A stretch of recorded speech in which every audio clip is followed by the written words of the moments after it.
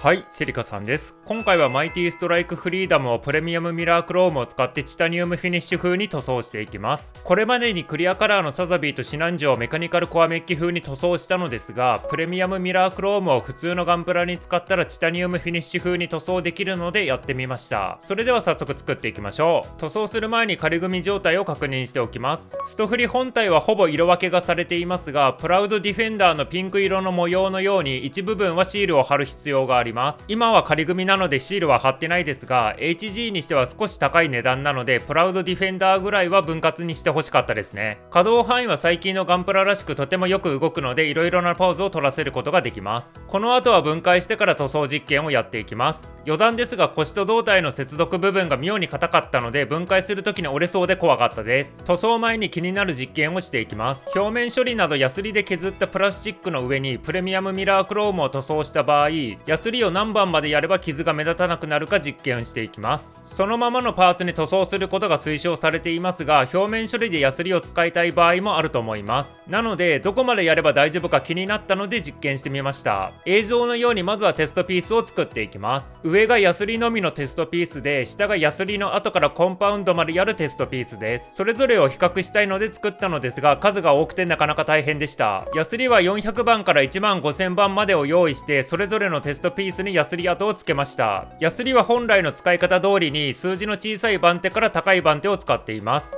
例えば800番までのテストピースの場合は400、600、800の順番でヤスリ跡をつけました。これを全部のテストピースに順番にやったので、なかなか虚無の時間でした。それでもまだ虚無の時間は終わりません。コンパウンド用のテストピースもあるので、これらも粗め、細め、仕上げ目の順番で磨きました。さっきの半分の数で済むので、さっきよりはマシに感じました。テストピースが完成したら、それにプレミアムミラークロームを塗装していきます。映像は400番のヤスリ後のテストピースに塗装しているのですが、傷がひどいのでちゃんと塗料が吹き付けられているのか不安になるような見た目でした。ちなみにヤスリ跡がないプラスチックにそのまま塗装したらこんな感じになります。ちゃんと塗料がプラスチックに塗装されているのがわかりますね。こんな感じで全部のテストピースを塗装していきました。それでは結果を見てみましょう。全部の実験結果を表示すると動画時間が長くなるので、個人的に印象に残った結果を表示していきます。まずは基本としてヤスリ跡なしのテストピースと、それにコンパウンドで磨いたテストピースを確認します。コンパウンドで磨いた方は指紋がついていますが気にしないでください。どちらも綺麗にメッキ風に塗装されていますが、コンパウンドで磨いたテストピースの方がより綺麗な見た目になっています。ただそこまで違いはないので好みで作業すればいいと思います。次に400番までやったテストピースを確認します。左からヤスリ跡なし、ヤスリ跡のみ、ヤスリ跡プラスコンパウンドの順番で並んでいます。この状態でこの塗料を塗装する人はいないと思いますが、一応実験結果として写しておきます。ただコンパウンドで磨いたテストピースは傷がまだ目立ちますが割と綺麗になっていました。コンパウンドで磨くのって効果が高いことが改めて確認できました。次に1000番まで作業したテストピースを確認します。表面処理はだいたいこの辺りのヤスリで終わらせると思うので確認してみます。さすがに400番よりマシですが、それでも細かい傷が目立つので実用的とは言えないです。コンパウンドで磨いたテストピースも綺麗になっていますが、どっちもほとんど変わらないです。傷を埋めて塗装したいなら素直に普通のシルバーを使った方がいいと思います。次に4000番まで作業したテストピースを確認します。ここまで来ると目立つヤスリ跡がなくなって細かい跡だけが残っています。特にコンパウンドまで作業した方は割とメッキのような見た目になっています。まだまだ一番左のテストピースとは違いますが、この上からクリア系塗料で塗装するなら細かい傷はごまかせそうな見た目になっています。最後に1万番までやったテストピースを確認します。正直さっきの4000番との違いはなかったです。4000番以上は同じような見た目になったので、4000番以上は労力に見合わないかもしれません。4000番以上のヤスリ作業をするならコンパウンドをした方が効果が高いです。この塗料はそのままプラスチックに塗装するのが一番ですが、ヤスリ作業をしてもここまでの見た目には戻せるので、塗装目的によってはやってもいいと思います。ここまでの実験を生かしてゲート跡が目立つ一部パーツを表面処理していきます。太もものパーツはゲート跡が目立ってたし、形状も単純で作業しやすいので表面処理しておきました。さっきの実験から4000番までのヤスリで整えて、その後コンパウンドで磨きました。ちゃんとゲート跡が消えて綺麗になっていく様子を見ながら作業できたので、テストピースを作る時ほど苦ではなかったです。作業が終わったパーツを比較してみます。撮影用 LED ライトがしっかり映り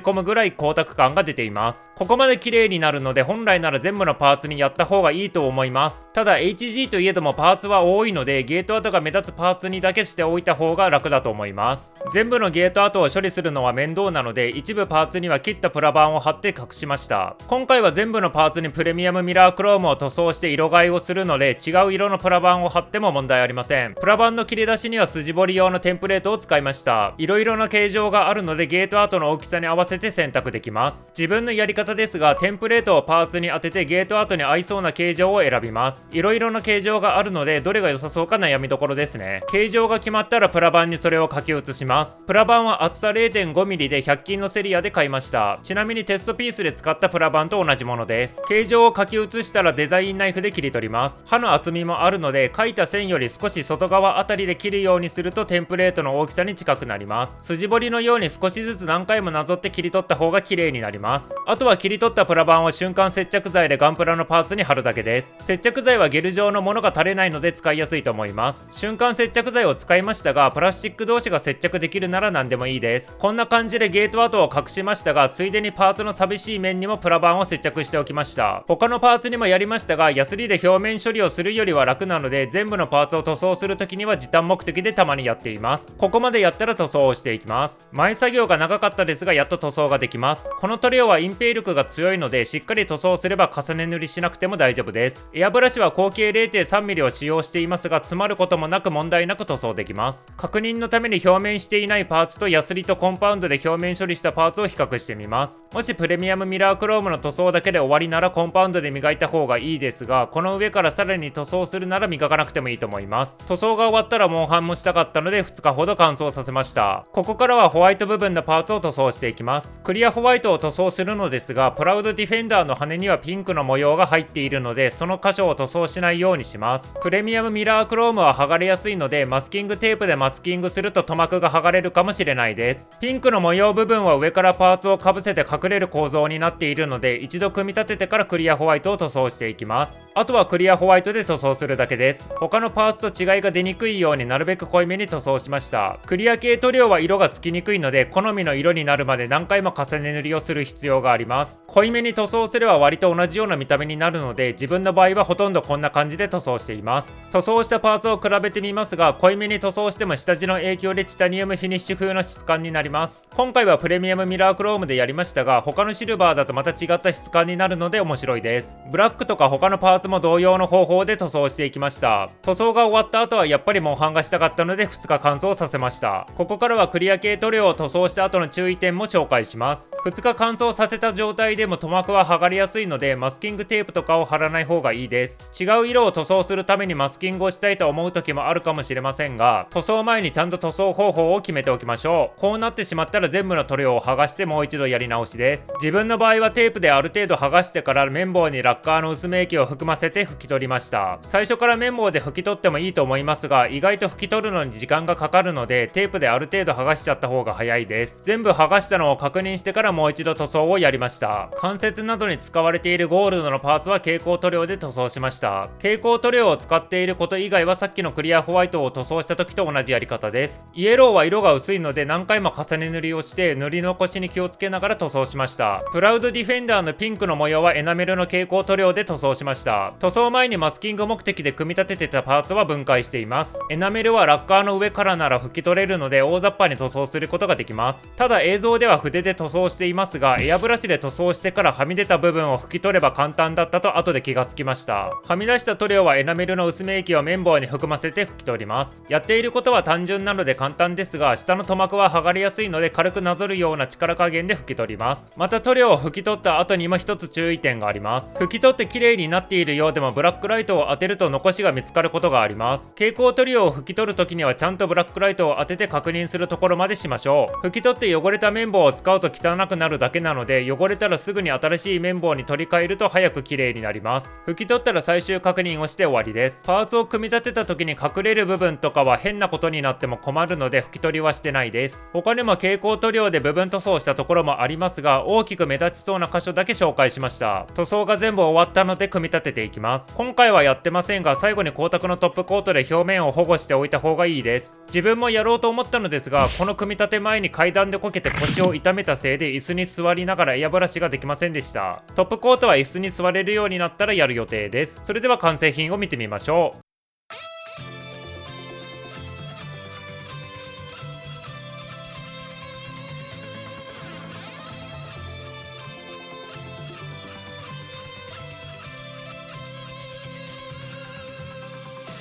完成品ですが仮組みの時とはかなり質感が変わって金属のような見た目になります。もし初めてやる場合はプレミアムミラークロームは高いので、まず普通のシルバーでやってみるのもありだと思います。あと言い忘れてましたが、グレーのパーツはプレミアムミラークロームのままにしています。ブラックライトを当てるとこんな見た目になります。今回は関節のフレームとちょっとした模様に蛍光塗料を使いましたが、もっと派手にしたいなら墨入れに蛍光塗料を使ってもいいです。プラウドディフェンダーを目立たせたかったので、ストフリ本体にはあまり蛍光塗料を使わないようにしました。この撮影中に思いついたのですが、フツの御霊とガーベラストレートはどっちが長いのかと思ったので比べてみました。比較したらフツの御霊の方が長かったです。ストフリの方はプラウドディフェンダーに背負っているので長くできるのかもしれないですね。ついでなんで両方持たせてみました。個人的には今後の追加設定でもう1本日本刀みたいな武装も増えると思っています。余談ですが、この武装を初めて映画で見た時は絶対にローが関わってるじゃんって思いました。ここまで見てくれてありがとうございました。このチャンネルでは普段はクリアカラーガンプラをメインに色々な実験をしながら動画を投稿しています。チャンネル登録前に他の動画も見ていただけるとプラモ作りの幅が広がります。それでは次の動画でまたお会いしましょう。